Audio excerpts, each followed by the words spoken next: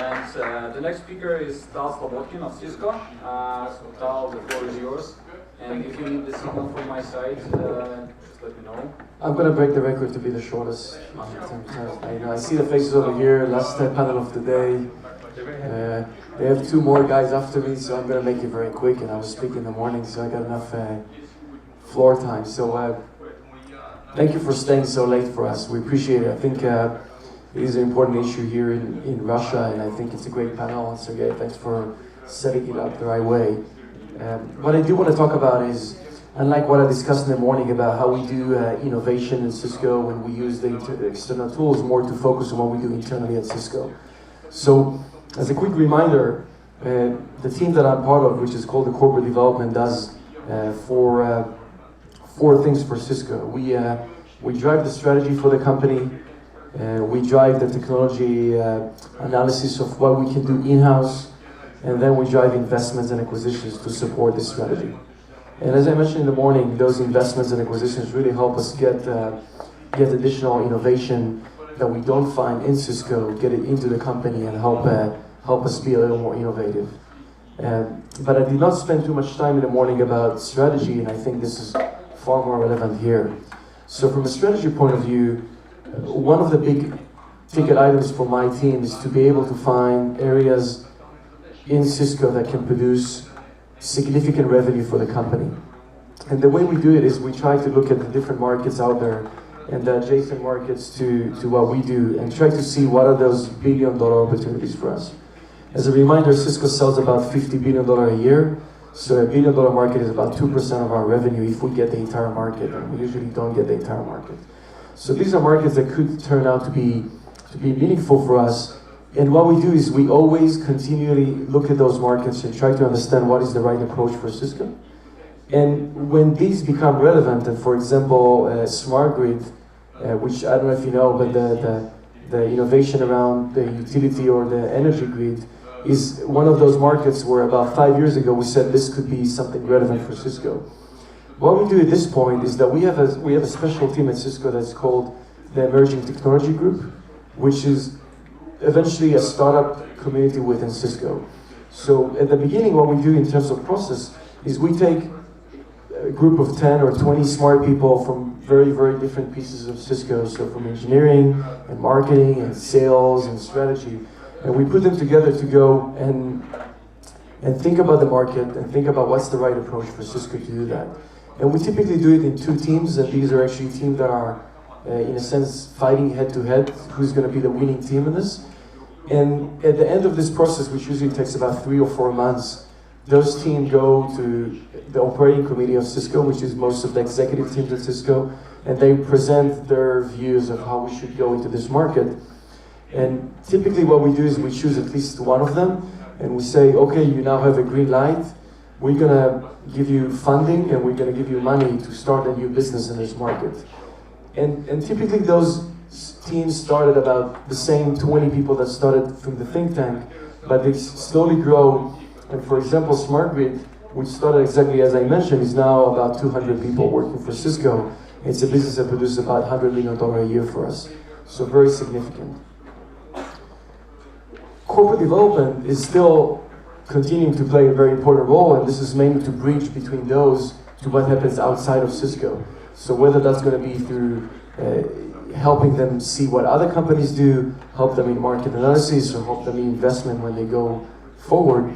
And again, when I continue to take the Smart Grid example, something about 6 or 9 months after that we started the business, we actually made 2 investments. And about 1.5 years after, we bought a small company to help them in areas that we knew that's not going to be big enough internally. Finally, and returning to the core, this is just one example of how we do innovation in Cisco, and this is more of a startup within a big company. But we also do innovation everywhere. This goes back to what the professor mentioned, that Cisco as a company is continuing to innovate internally. And I've shown the figure. We have about, I think it's about 100,000 patents to date, and we still invest about 50% of our revenue, or 15% of our revenue, just in R&D. So this is definitely something that we keep on doing internally. And there are many, many people involved. There's about 20,000 or even more than that within the employees of Cisco. That's it. Thank you so much. Thanks to And the question which I wanted to ask, could you elaborate slightly more on the mandate that you have for the acquisitions, and how does your acquisition team work inside Cisco? Unfortunately, I can't. No, I'm joking. When you look at acquisition, and I mentioned that in the morning session, we use acquisition to fill gaps where we believe we can't buy at the right time, so we can't. We can't build it ourselves, so we can't develop this at the right time within Cisco. But we also don't have any good partners that can help us externally to do that.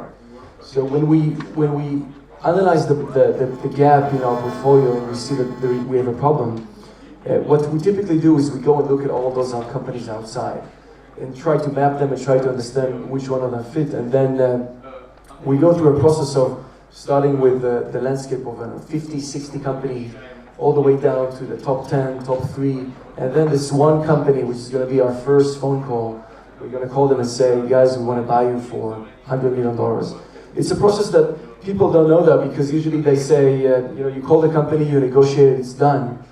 But typically we spend about 6 months before every acquisition to try to really understand what are we buying, why are we buying, and how much are we paying for this. And you asked about the team is about 50 people. Typical deal team would actually be 1 or 2 people, that's it. So I was involved in the NDS acquisition in Israel, that was $5 billion. And it was 3 people from the team spending $5 billion. So it really changes. It's almost the same amount of people who work on a transaction I did like $15 million, which is insignificant for Cisco, but it will still have the same process and the same amount of time spent. Thank you so much. And let me probably монополизировать микрофон, поэтому предлагаю залу задать вопросы для наших спикеров. И если вы хотите задать вопрос, пожалуйста, поднимите руку, представьтесь. Если вопрос адресован кому-то конкретно, так и скажите. Если в общей аудитории, тоже прошу слово. Спасибо. Мне микрофон дадут, да? Да. Hello, my name is Nikita. I'm representing Alpha Bank, and I want to ask Tal Slobodkin. I see surname is. I assume it's a Russian in the past, Slobodkin. Okay, well, the question is, right now in our bank we have a group of people who make special products. It's like an internal R&D group. It's about 150 people who create new products. And right now we have such a situation when people said, hey guys, we have a much powerful, we know the market, our team know it very well, and we can create our product outside the bank. Why do we need to be inside the bank, still inside the bank? We want to go out. Well, okay, let's just ask. And my question is how Cisco keep these teams still aligned a little to Cisco and not blow them away. Is it clear? Yep. Okay. It's actually a great question. So we have 72,000 people. So people tend to think they want to do things outside, and we get different groups that are trying to do innovation internally and get frustrated because of all the extra layers of administration that Cisco puts in. And I'll give you, there are 2 parts to my answer. The first one is that sometimes we let them go out. So there are many times that smart people have great ideas and they come to us and say, we don't think we can do this at Cisco, and we help them go out of Cisco. We usually actually give them some equity or give them some money, and we do it externally. But this really happens only in cases where these people have been serial entrepreneurs. So typically it's the CEOs of companies that we bought before, and they spent a couple of years with Cisco and now they want to go out. And it doesn't happen that often. So at the 27 years that Cisco is around, we've done this 3 times. By the way, we've done it 3 times with the same group of people. So we bought them, they went out, we bought them, they went out, we bought them, they went out. 3 times, only 3 times people go out. And, no, it's 3 times they went out and we actually pay them. Okay. In other cases, what we try to tell those people is that we think that the benefit of being as part of Cisco is actually greater than the benefits of being outside.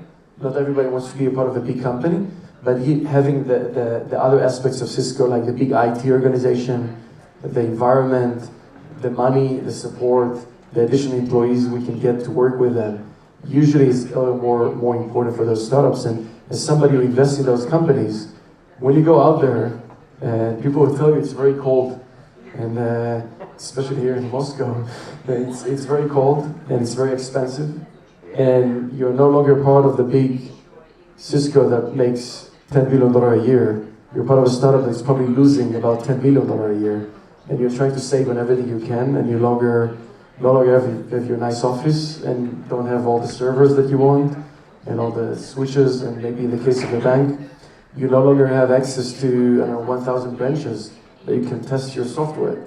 So typically when we do the math, most people would stay, but we don't hold anyone. So if people want to go and do something else, we let them go. We always look favorably on entrepreneurs that come back and say we used to be Cisco employees, but each one can do whatever they want. So basically, just close their access to your customer base. I mean, when people leave Cisco, they don't have access to the customer base. They're on their own. Inside Cisco? No, when they're in Cisco, we help them get to the customers. But when employees go out and start their own companies, Yeah. this is their business to achieve. Okay, I understand. Thank you. Sure.